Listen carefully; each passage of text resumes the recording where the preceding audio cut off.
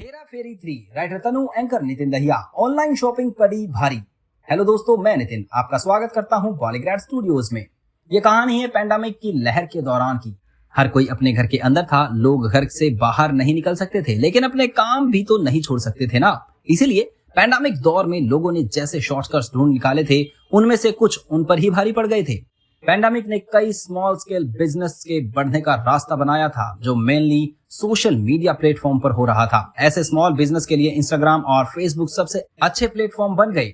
Business का promotion करना एक अच्छा काम है और इसके कई फायदे भी हैं, जैसे सोशल मीडिया साइट से चीजें खरीदते समय personalised customer service, innovative products मिलते हैं। हालांकि हर चीज पर आंख बंद कर विश्वास नहीं करना चाहिए। सोशल मीडिया से खरीदारी करते समय बहुत सारे पेमेंट मेथड होते हैं। उन सब में से लोग सबसे ज्यादा पेमेंट करने के लिए यूपीआई मोड का यूज करते हैं। हालांकि most of the time small business में कैश ऑन डिलीवरी की पॉसिबिलिटी नहीं रखते हैं, और इसका रीजन हो सकता है कस्टमर प्रोडक्ट का ऑर्डर देकर उनके साथ प्रैंक करते हैं और बाद में ऑर्डर कैंसिल कर देते हैं, ताकि उन्हें डिलीवरी चार्जेस को नुकसान का सामना करना पड़े। हालांकि कुछ फ्रस्ट्रेटर्स इसे लोगों के पैसे लूटने की अपॉर्चुनिटी बना लेते हैं। जैसे एक स्टूडेंट ने इंस्टाग्राम पर एक शॉपिंग साइट से बीन बैग खरीदा, जो उसे इंस्टा पर यूं ही स्क्रॉल करते वक्त दिखा, और उसके लो प्राइजेस की वजह से उसने तुरंत ऑर्डर करने का सोचा।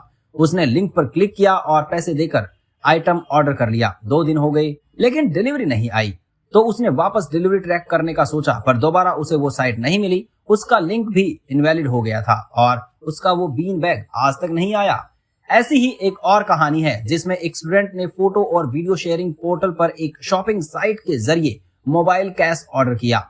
इस बार उसे डिलीवरी ट्रैकिंग आईडी भी मिला। हालांकि जब उसने आइटम को ट्रैक कर लिया तो वो आइकन एक ही जगह पर टिका हुआ था, और जैसे ही ये उसने कंप्लेन रिपोर्ट की तो साइट के मालिक ने उसे ब्लॉक कर दिया।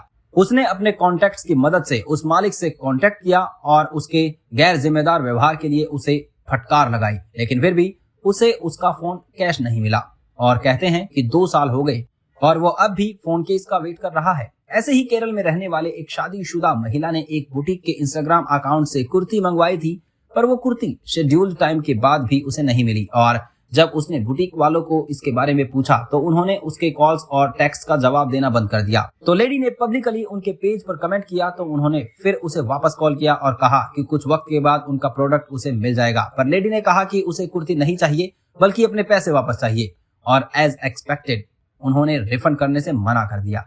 ये तो हमने सिर्फ ऑनलाइन शॉपिंग के फ्रॉड्स की बात की है। इसके अलावा और भी ऐसे फ्रॉड्स हैं जिन पर आप विश्वास नहीं करेंगे।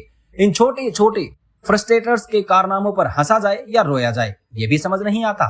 मैंने एक पार्ट टाइम नौकरी तलाशने का फैसला किया और मुझे इंटरनेट से एक ऑप्शन मिला, जिसने मुझे डेटा एंट्री के लिए नौकरी की पेशकश की। उन्होंने मुझे 250 रुपए का भुगतान करने के लिए कहा और मैंने किया। मैंने 1 महीने के लिए काम किया, और जैसे ही महीना खत्म हो रहा था और मेरे भुगतान का समय हो रहा था, मैंने देखा कि अब उनकी साइट तक नहीं पहुंच सकता और उनका इंस्टाग्राम पेज भी गायब हो गया। और ये सब मास्टर्स के एक स्टूडेंट ने कहा। तो ऐसे ही कई केसेस हैं जिनमें इन छोटे छोटे फ्रॉड्स में हजारों लोगों को फंसाकर काफी मोटी रकम हड़प ली है।